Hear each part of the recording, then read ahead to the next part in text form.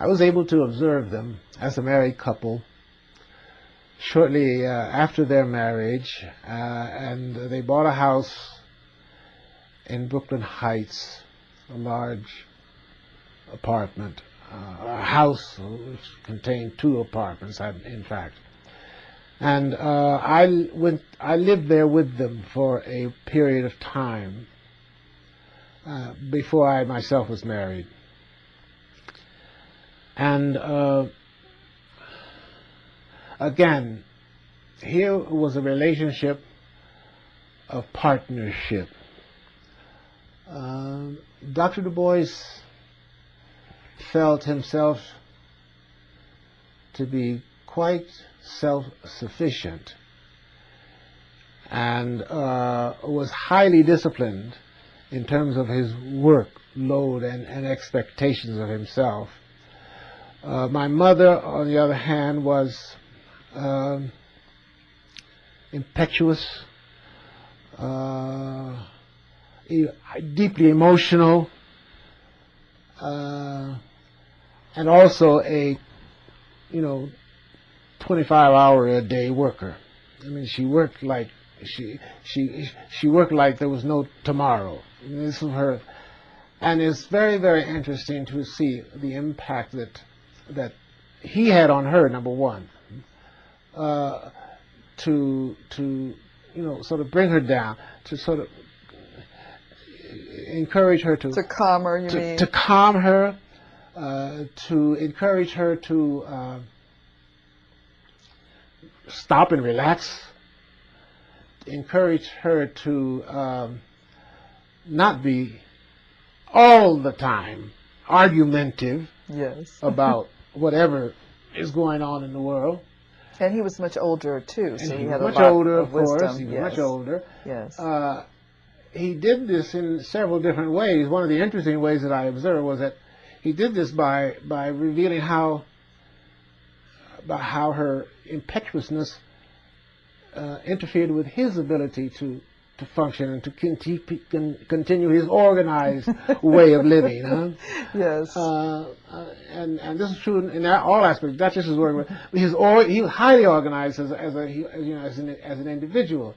And my mother, she got an enormous amount done, of course, because she was always producing, but she wasn't that well organized, and for various and sundry reasons, and therefore the two of them interacted and worked on each other, really, to each other's benefit. Yes. Now, I should add also that my mother's relationship with Dr. DuBois was very instrumental in bringing him into contact with white radicals who respected, admired, and knew about the work of W.E.B. Du Bois.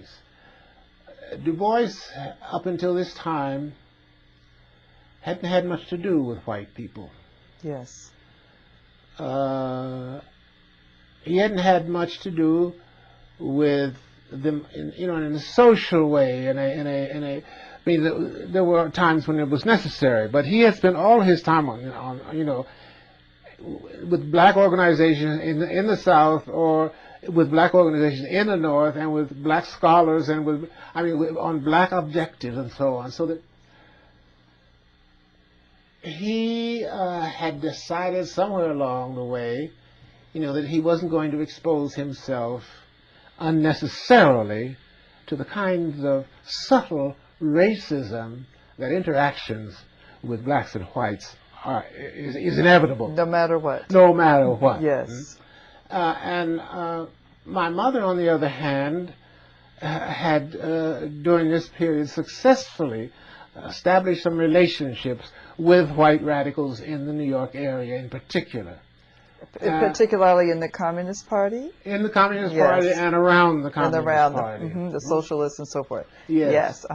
And as a result, she sort of brought him into contact with some of these folks who admired Du Bois enough to sit at his feet and to learn from him. Yes. And he hadn't known so many white folks who had this sort of reaction and response to him before.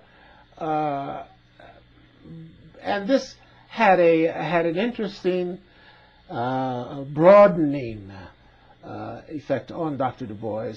I mean, it's described by some historians and some writers, as that my mother guided me into the Communist Party, into this. Well, I mean, that's not true. I mean, it's not so cut and dry. He had identified himself with the socialist ideals in the 1930s, and before. He had been a member of the original Socialist Party of America, but he left it because of its racism, and he had that kind of.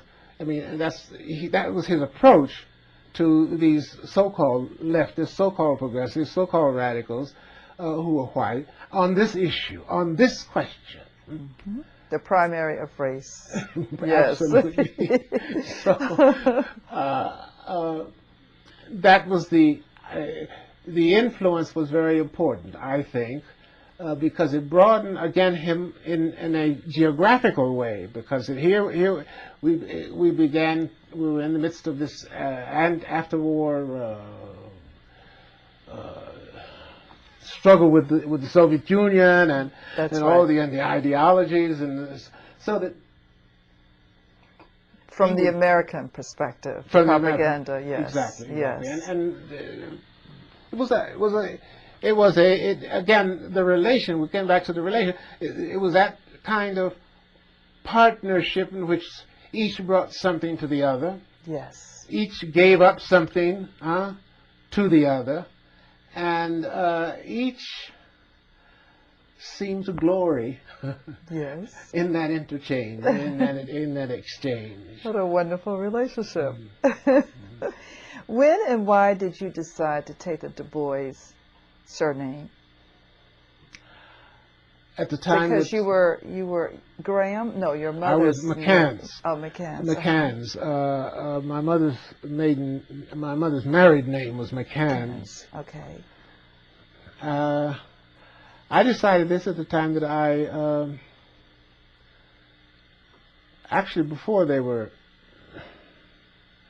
I think before they were planned to marry. You wanted to take that name.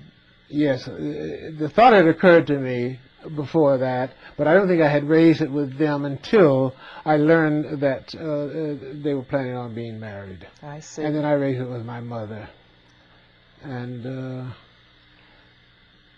she was very much accepting of the idea, and was sure that he would also be accepting of it, and suggested I speak to him, and I did.